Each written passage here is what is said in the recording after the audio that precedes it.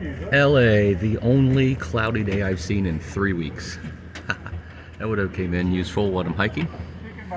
Look at all this room that I got on this Amtrak. Nice.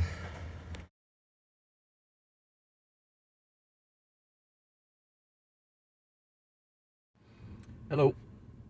So I'm back here in the area to see my doctor. The trip went well. It was long, tedious, about 42 hours, I think. Ended up getting in really late at night. Actually walked with my backpack about a mile after I got dropped off. Just so I could stretch my legs. They were quite swollen after about 42 hours of sitting on trains, and then the last little bit on a bus. But everything went good.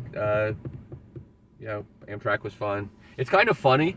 On this trip so far, I am really living Planes, Trains, and Automobiles, the movie. I flew down, took a shuttle, ended up getting picked up on day one with the Border Patrol because of the emergency. He took me to meet up with a paramedic. I then rode in that to the hospital, used an Uber and a Lyft while I had those days, and then rode in a train to get to the doctor. Never been in a train before, never been in an ambulance before, never been in a Border Patrol car before, so all kinds of new experiences for transportation. Oh, and then let's not forget the many, many, many miles of hiking so far over mountains. But here checking out my doctor, having my doctor check me out with the back issue that's been pretty severe at times. It kept getting worse. Like I mentioned on the last video, wanted to get everything checked out before continuing. Just a little pause in the trail. I'm by no means stopping, just pausing. I've met with him, I've had some tests, got some answers already, and we're going to talk about that in a few moments. But first of all, let's take a look at some of these beautiful views that was on the train ride. All right, see y'all in a bit. Ooh.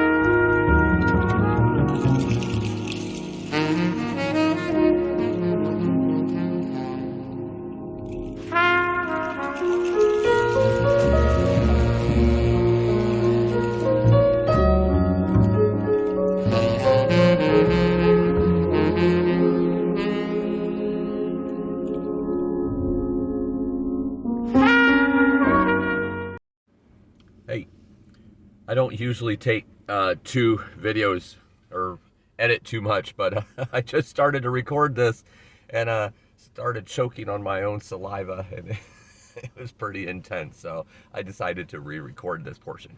So I seen my doctor yesterday. He was like super happy to see me. He said, "Man, I seen you in newspaper." It's like, that's my patient there. Go, Phil. And then all of a sudden I'm scheduling an appointment with him off trail, and he's a little concerned, you know. But we talk, and he sets me up with several blood tests, a urine test. One thing I didn't tell you all is on day 1, when I had the stomach incident that led me to the hospital, my kidney function was horrible. I mean, the equivalent of level 3 kidney disease. Wasn't too concerned unless there was ongoing issues, because the kidney function was obviously screwed up because I was so dehydrated from throwing up all the water that I had drank. So I was bone dry. So obviously, you know, with the back issues and not knowing where that's coming from, that was one of the concerns, that it was, you know, possibly a kidney or colon or whatnot. So all kinds of tests was run, blood and everything else. My white blood cell count, I forget what they call them, the certain one, but it ends with my name. It's something Phil's, basophils or something like that. But it was really high, or not real high. It was high moderately, I guess. But that was just, he said that not to be concerned with that because the other things were normal. So that was basically just, what do you say, the stress from what my body's feeling, the stress from the pain of the other things that's going on. So I go through all these tests, x-ray on the ribs and the spine. He thought, well, maybe you have a cracked rib that comes to your spine as well. So we'll check that out. Well, in a nutshell, comes back that I have a stress fracture on one of my vertebrae. So basically, it's like crushed in, bent down. Obviously, backpacking, walking, all of that was hurting in. That's why I was in such intense pain, basically since day 2. And since it started on day 2, basically, and kept getting worse, he is under the belief, which I am as well, that it all stemmed from day 1 when I had the violent, you know, upchucking of vomiting, because there was one time it was really hurting my lungs. There was one time that it was really hurting my back and doubled over. The border control guy had to actually hold me up one of those times when I was vomiting. It was very intense and very hard. I would never wish that on anyone, but most likely that day is when I fractured one of my vertebrae. And I kept walking and walking. So you can't say I'm a wimp or a quitter, that's for sure. But yeah, so that's the problem right now. You know, I've talked with the doctor, you know, a couple times and have a plan. He knows I'm not going to quit. He knows that I'm kind of stubborn in that way. That, you know, I set my mind to something, I'm going to do it. I've been through a lot harder than this in life. This is just another dark cloud or a valley to go through, the way I look at it. But, you know, I'm going to do some things differently. I want to really focus on the fact that my backpack needs to stay on my hips. It has a tendency to slide down when I lost the weight for the first couple weeks. So I might need to readjust and get a different backpack, one that fits a little better with my weight loss. And, you know, go from there. He wants to do a bone density check. I'm waiting on that call today to schedule that in the next day or so, and then I will be back on the trail after that. But he wants to make sure that my bones aren't softening, you know, beginning of osteoporosis or any of the other diseases that cause your bones to soften. He does want to check that. But he said most likely it should not get any worse when I'm out there as long as I'm cautious. He knows I don't want to take any pain meds, like, you know, opioids, or how can I say it, opiates or whatever, because I don't feel that would be safe being on mountains and possibly getting drowsy or sleepy or dizzy or anything. He said just double up on what you're doing for ibuprofen if it hurts, and you know, so basically take like 4 at a time instead of the 2. But I really don't take them that often because they didn't really help much anyway. So I'm going to lighten the pack. I think I'm going to get an ultralight tent instead of the tent I have, even though that tent is awesome because I can put it up so fast. But that will save save some weight, but also what will really save weight is the fact that I am going to be going to the Sierras when I get back, so I won't have to carry 6 liters of water at all times. That's going to save like, 6 to 8 pounds right there. And then if I could get 2 or 3 pounds off of the tent. I mean, besides that, I'm really minimalist, I guess, as far as what I have out there. I don't really have a bunch of extra stuff. Just what I need, what I use every day. Just my tent was a little heavy, and so that, you know, altogether that'll save me 8 or 9 pounds. So that will help the back not hurt as bad. It should heal, but it could take up to 6 months to heal completely. So just going to do what I can to make sure that, you know, it doesn't hurt as much as possible. It's going to hurt. It's nothing I can do about that. It's just going to hurt. I'm going to do my best to make it as tolerable as possible, but I'm going to keep pressing on. To all the people who supporting and loving, and I really appreciate it. You have no idea how much strength that gives me, and momentum and motivation. I'm a strong-willed person, and I'm going to go through regardless, but, you know, even at that, there's times when I'm like, man, maybe I should just quit. But I can't do that. At the end of the day, I can't do that. Every time that thought comes in my head, I squash that pretty quickly. I'm a fighter, and if I have it in me, I'm gonna finish this thing. I set out to finish this trail, and that's what I'm gonna do. So keep praying, keep supporting. I love you all. If you do want to help out, there is a GoFundMe page. I'll be happy to, actually, you know, I'll put that in the description of this video if you want to, you know, help out. All that money would go towards resupplies of equipment and food and anything else while out there. But again, I'm wordy and lengthy. I just came to the hospital, picked up this. This is the imaging for the x-ray, so I get to see what it actually looks like. If it's a good enough photo, I'll put it where you all can see what it looks like as well. But